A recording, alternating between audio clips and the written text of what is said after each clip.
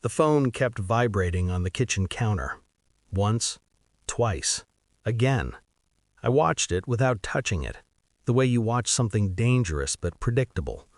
Her mother's name lit the screen, bright and insistent, like a mistake that refused to stay buried. I had already left by then. The apartment was empty except for the faint outline of where my life used to be.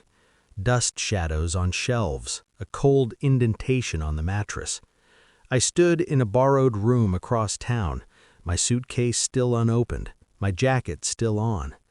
I answered on the fourth ring. Her mother sounded confused, not angry, not accusing, just lost. "Are you okay?" she asked. "She said you were busy today, but your things—" I let the silence stretch. I've learned silence makes people tell the truth faster. "I wasn't invited," I said finally. Another pause, sharper this time. "You weren't invited?"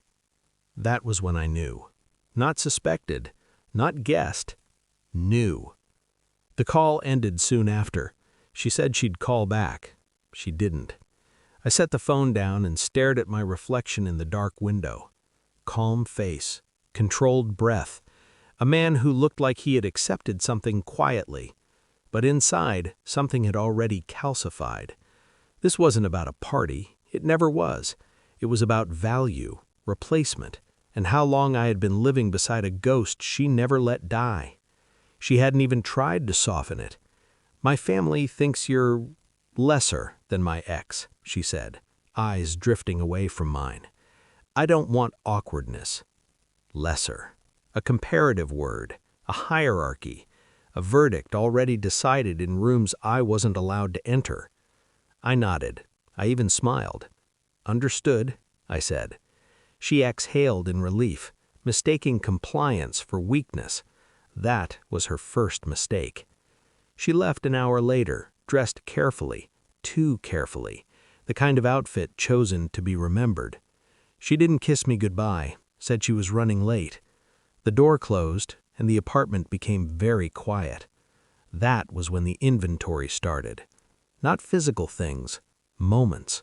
The way she still spoke her ex's name too casually, how her mother compared me without realizing it, how I was never in family photos, never in plans that mattered. I had thought it was distance, adjustment, time. But distance doesn't erase someone from the room.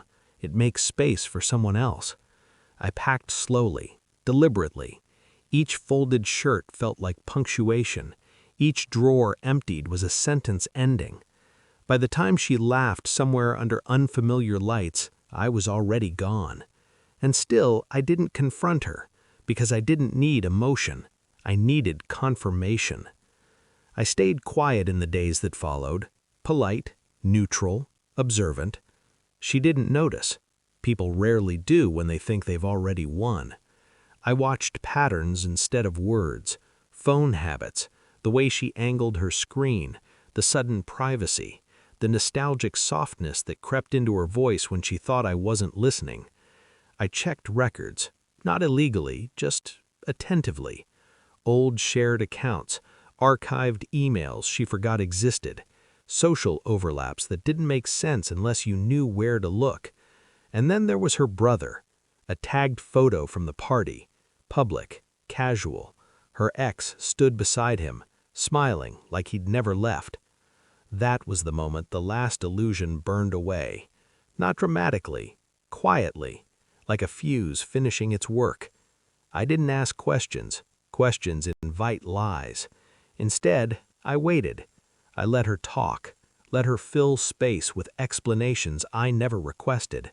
I watched her build stories with shaky foundations, each one more elaborate than the last. Inside, I was already done. Not angry, focused. When the evidence aligned, dates, messages, a timeline too precise to deny, I felt something close to relief. The uncertainty was worse than the truth. I met her 2 days later, neutral ground, a cafe she liked because it felt safe. I placed my phone between us, opened to a single screen, no commentary. She looked, froze, color drained from her face in layers. I didn't raise my voice, didn't accuse. I just wanted to understand, I said. So I did. She tried to speak, failed, tried again. It wasn't— I know, I interrupted gently. You didn't plan it. You just never stopped. That broke her. Tears came fast, messy, public. I sat still. The truth doesn't need movement. I didn't ask her to choose. That was the part she wasn't prepared for. I already left, I said, before you went to the party. Her eyes widened. I didn't want a scene, I continued, so I gave you exactly what you thought I was worth. Nothing. I told her about the call from her mother, the confusion, the questions she couldn't answer. Her breathing turned shallow. They know now, I said. Not everything, just enough. She reached for my hand. I stood instead. Tell your family, I added, that lesser things don't usually walk away first. I left her there, crying, watching people stare. Control isn't loud, it's final. That night I slept deeply. No dreams, no ghosts. In the morning I blocked her number, then her mother's, then every shared thread of a life that had quietly tried to erase me. I don't feel victorious, I feel clear. Some people don't betray you loudly, they just downgrade you when you're not in the room.